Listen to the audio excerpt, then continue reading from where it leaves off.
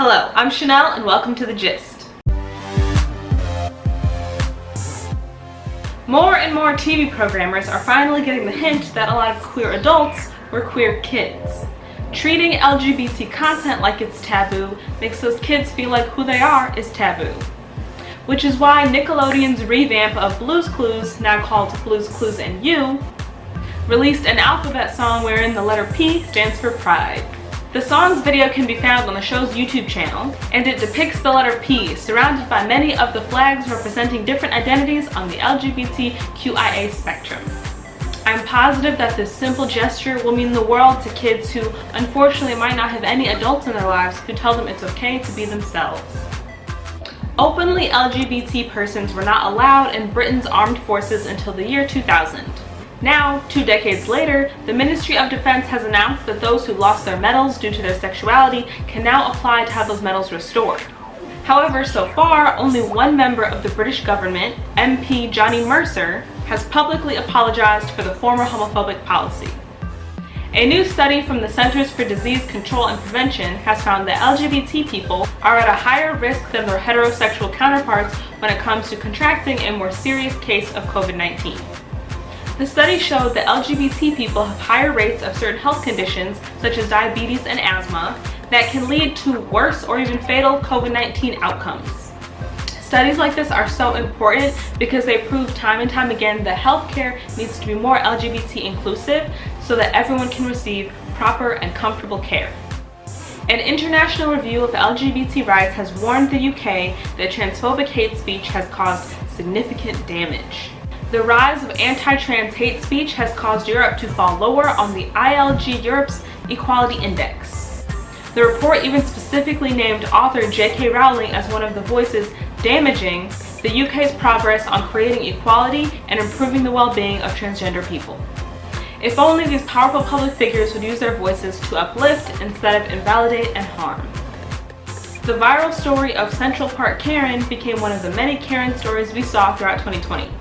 The incident occurred last May when a gay black man named Christian Cooper was birdwatching in Central Park in Manhattan, and he asked a white woman to put her dog on a leash.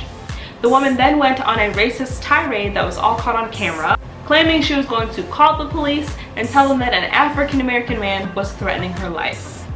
It was recently announced that all charges against the woman were dismissed, largely because Mr. Cooper felt that she had already paid the price and didn't press for further charges. As well, she completed 5 therapy sessions as part of a restorative justice program. It should be noted, however, that she has still never actually apologized to Mr. Cooper for the incident. When the justice system fails us, at least we can count on the power of social media to offer us some minor form of retribution. And now over to Kyng Rems for sports. I'm your sports correspondent, Kyng Rems, and we have an abundance of LGBTQ+ athletes to celebrate this week. First up, we've got former American football player Michael. Michael started his football career at the College of Missouri, playing for the Missouri Tigers. He then came out as gay after completing his college career, becoming the first openly gay man to play in the NFL after he was drafted by the then St. Louis Rams in the 7th round in 2014. Sam then signed on for the Montreal Alouettes in 2015, subsequently becoming also the first gay man to appear in the Canadian Football League. So 2 back-to-back achievements, totally awesome. Next up, we celebrate Ryan Russell, an American football player, defensive end. It was during his time playing college ball at Purdue University in Indiana that he had his first experience with a man. However, he put that romance on hold when he was drafted by the Dallas Cowboys in 2015. However, bravely in 2019, Ryan Russell decided to become public with his bisexuality after writing an essay for ESPN. He detailed in that essay that it's more important to be his authentic self, and his true happiness was more important than anything else. And last but no means least, we're celebrating Teasha. Teasha became the first Indian woman to win a gold medal in 100 metres in a global competition, and only the 3rd Indian woman to qualify for the 100 metre sprint at the Olympic Games. Shand is also the first openly gay athlete to represent India at any level, which is an amazing achievement, so big up yourself. Shand came out as lesbian in 2019, only a year after India's Supreme Court decriminalised gay sex. She went on to reveal that she was in a relationship with a woman from her village for 5 years. Her father called their relationship immoral and unethical and destroyed the reputation of the village. Dude, really. Shand also actively challenges the hyper-androgenism rules within athletics, which persecutes women for having naturally high levels of testosterone.